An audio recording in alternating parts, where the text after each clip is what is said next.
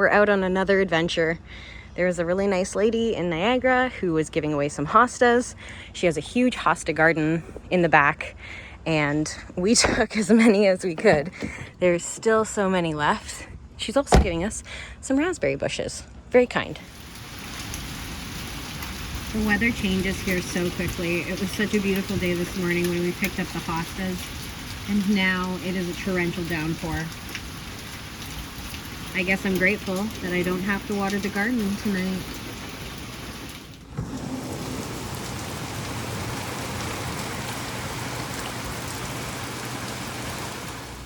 Today's Thursday, and I am just going to be potting up this banana plant because it dries out far too quickly in this tiny little pot, and it's already sending out a ton of pups as well.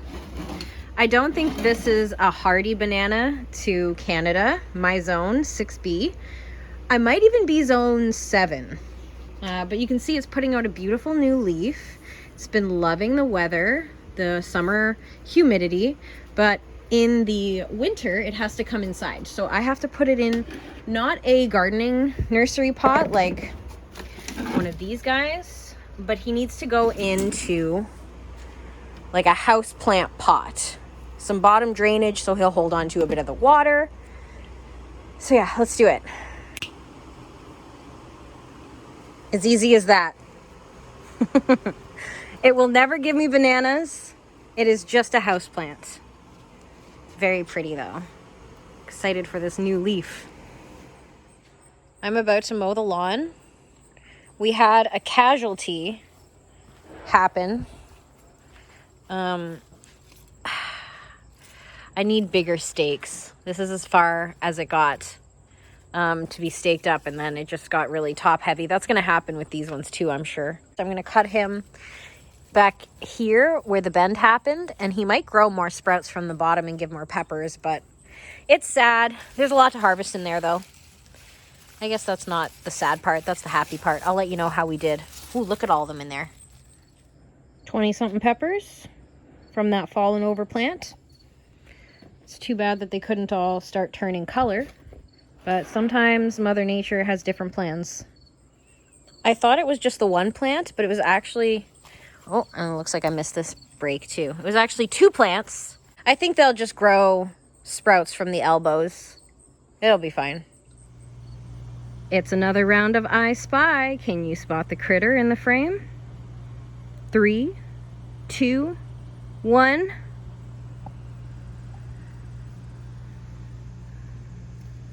He is a big spider. See how close I can get to him. Happy Friday. A few things I'm noticing about these tomato plants. We're getting too heavy. Even this one, I'm not a huge fan of how the stem is going over my light cord and just kind of draping itself. Look at that. That's a disaster. But I was in here checking for hornworms again today, and I spotted one. You see it? Front and center. Now this one is one that I'm actually not going to take away from the tomato plant, because as you can see, it's got all these like little white nodules on it.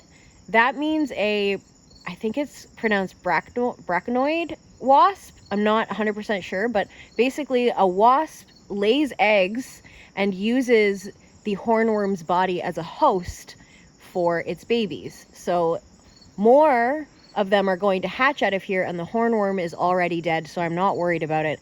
And they're definitely a beneficial insect to have in your garden because they're going to take care of the hornworms for you. That's what I was hoping to see when I started spotting the hornworms on these tomatoes, but I was kind of disappointed because all of them were just really big and fat and were eating the tomato. You can see that's hornworm damage right there. But no, we got some beneficial wasps now in the garden doing their job, taking out the hornworms. It looks gross though, doesn't it? Ugh.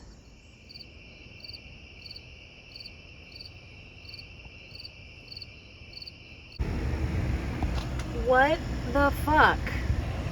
That's gonna be the second hole This was the first one. It happened like in the middle of winter. It was really weird. And now I come in here. The walnut trees in the back. The other day when we were out here potting up the hostas, which by the way, check out our secret hosta garden. We were standing here at the picnic table and one came barreling down from the tree and almost hit me square in the head. And like these come down with quite velocity. As you can see, it cracked the roof. I maybe have to replace this panel this fall. It's Sunday, August 11th, and let's do a quick tour of the garden. So many peppers. And I didn't know banana peppers turned red. I think I said this before, but now way more of them are changing color. Like this is the color I expect of them. And wow, look at this guy. So red. Those are banana peppers. What the heck? We have a lot of eggplants coming in, trying their very bestest. I still haven't picked this big boy over here. Where is he? Somewhere in there. A lot of these peppers too, these hot guys. And these bell peppers. So the garden is still producing a whole lot. This little flower setup in my cinder blocks just exploded with growth. These guys are so poofy and cute. If anybody knows the name of what these are, I would love to know. These are phlox. They're gorgeous as well. And the snapdragons keep putting on a show with all the different colors. Ooh, they smell so nice. I can smell them from here. We got one apple from the apple tree. That's it, just one. Beans over here. Lots and lots of beans. I gotta harvest beans to eat. Also, lots of tomatoes that need to be harvested. I'm just a little overwhelmed by the garden this year. Can't keep up. Look, there's a rotten tomato on the ground. Great, that's just, I'm gonna leave that there because I bet you the seeds will grow next year. The fig tree over here that always dies. And we're always like, is it gonna live? Is it gonna die? Is actually making figs. And they don't, to be honest, they don't look that good. Speaking of not looking that good, wilty is back. Wilty corner is back. And I think I know why. Do you see this little lip here on the greenhouse? When it rains, none of that gets watered. That is 100% relying on me to water it. And that's just not something I have been doing. Let's just put it that way. However, there are still lots of beans in here to pick. And the Swiss chard doesn't seem to mind that the garden's a little drier. Look at this, is just beautiful. Tons of mosquitoes out here though. I am getting attacked. We have these two lavender bushes, which at the beginning of the year were looking really rough because you can see where I cut them back, right? We've got these like woody stems and they tell you never to cut it back that much. But I was like, I just needed to do it. They were big, flopping over the path, and they were bad. Now, they are coming back beautifully. I had some doubts that they were going to come back like this. But look, we even got little lavender flowers popping up. Very nice. These need to be planted out proper still. Oh, very nice, Aber, to be doing that while I'm doing my tour. I planted some new pea seeds in here, cleaned up this garden bed. We're just going to let Abra have a little bit of his privacy for a second. This is still a mess, and so is look at this thing. The tomato trellis. Wow. Just so many tomatoes. So many. I gotta make some sauce tomorrow and do some cans of sauce just right in the refrigerator. I don't even need to, like, I don't know how to properly do canning yet. That's just another thing I have to learn. This tower, I've been slowly harvesting the lettuce out of these pockets for like sandwiches, whatever the heck. And I've been planting. I feel like it's like, this is just a joke right now. Here's more beans. Guess what these are? They're beans. Beans put nitrogen back into the soil, so it's actually not that bad that I plant them. This is going to help the soil in here and whatever.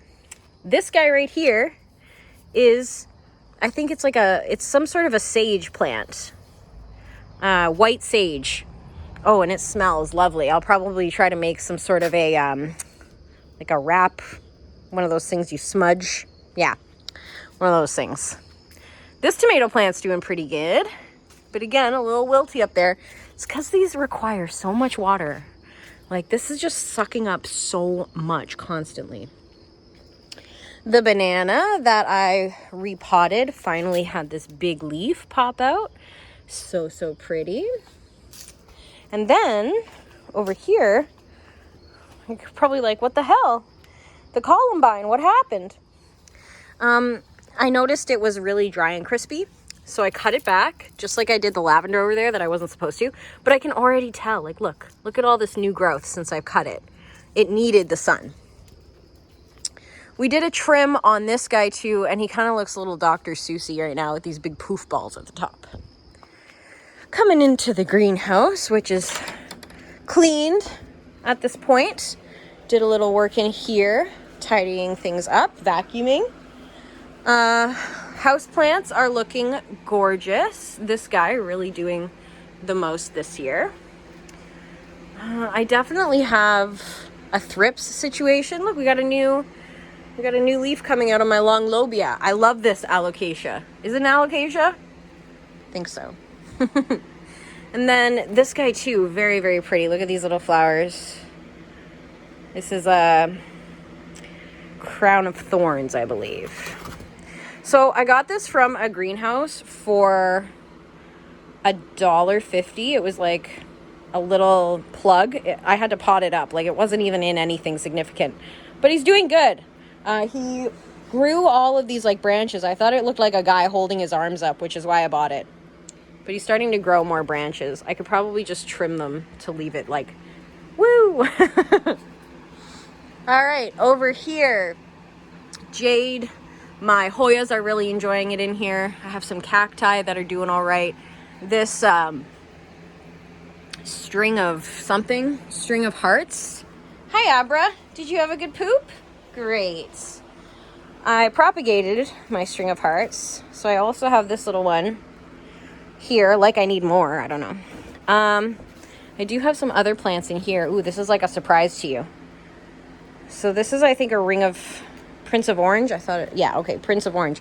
But look, he's got this tiny little guy coming out right here. Is that even a Prince of Orange? That might be something else. It looks like an alocasia to me, but I could be wrong. Anyway, he's putting out a new leaf, which we're excited about because he was struggling inside, as you can see. We just decided to let him out and see what happens. And then I have other alocasias in here, I believe. Yeah, this guy, and then this one, which definitely has thrips, and then this cutie right here. Okay, moving on. You may remember this was a disaster. Okay, so everything was getting really crispy here, and the peas had crisped away and withered, and I actually kept a whole bunch of seeds from that, and you'll be happy to see that I planted them, and they're all coming back. So we're gonna have a wall of peas here again this fall, which will be nice. And then this is a dwarf tomato, cherry tomato. He seems to be doing all right. He's got a few flower buds forming. We're excited about that. Same with the tower. We've got the dill, a bunch of lettuces. This is already ready to be eaten. This is supposed to be like microgreens. And then this in here, we planted beans along the back. There's a tomato. He's kind of struggling. Some of my rows are starting to pop up. They're like kale and maybe beets, I think, in here. Swiss chard, lettuce. Oh yeah, the squirrels have been in here digging. That's fun. Some of my little babies popping up over there. The squirrels actually are helping me plant. Somebody planted a peanut for me. Thank you very much. Thank you. I'll take it. And now we'll quickly go to the back to show you the secret hosta garden. That's what we're calling it, because there's just so many hostas. These are the raspberries that we got from, these three are the ones we got from her, and then this one, which looks like super dead right now, was over in a tire over there. But we ended up moving the tire planters. So now you can see there's this big gap here, which we're going to make a dry river, like a dry creek through here, because when we get a torrential hurricane downpour, a lot of water comes through here and our French drain actually isn't enough. So we're going to do a little bit of fixing back here. But we got hostas. We got this, I think this is swamp milkweed, the orange. Malva, which is going to seed, which is great. I can grab some of those seeds. Daisies and hostas galore, just hostas. And they're doing good. Like, they look perky. They look nice. You know, just pots and pots of hostas. There's some chives over here that are still chiving. Some snaps and more daisies. These guys are really struggling because this doesn't get enough water. It's just super dry back here. Speaking of struggling, that hosta over there is having a hard time. We just had so many that there was like 2 extra of the variegated that I was like, toss them in the ground. Who cares? So there's another one over there. He seems to be doing okay.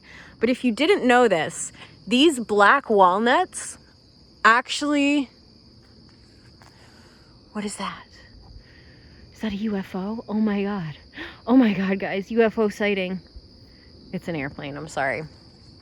These black walnuts release some sort of chemical through their roots, through their leaves. And that chemical is actually something that inhibits growth for other plants. Some plants it doesn't affect, others it does. So that is something to know about black walnuts. These forget-me-nots, so cute. And same with everything else over here. It seems to be doing pretty good. Oh, this. I don't even think this guy's attached.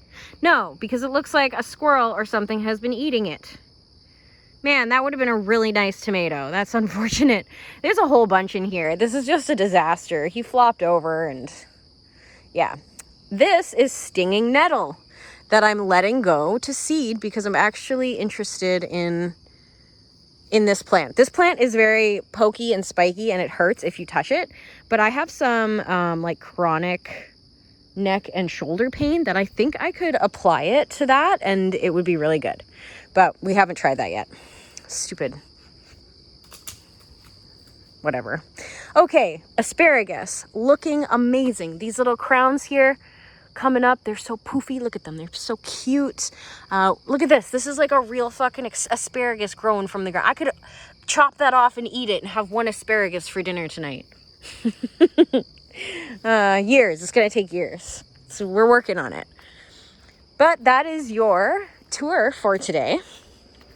There are a lot of things that need to be done that haven't been done, like the garlic. If you're wondering what happened to the garlic, it's pending, okay? We've got these we're going to plant out at the property, and I have some inside I still need to process into frozen cubes. These are 2 cucumbers I harvested from the garden. They're not for eating, they're for seeds.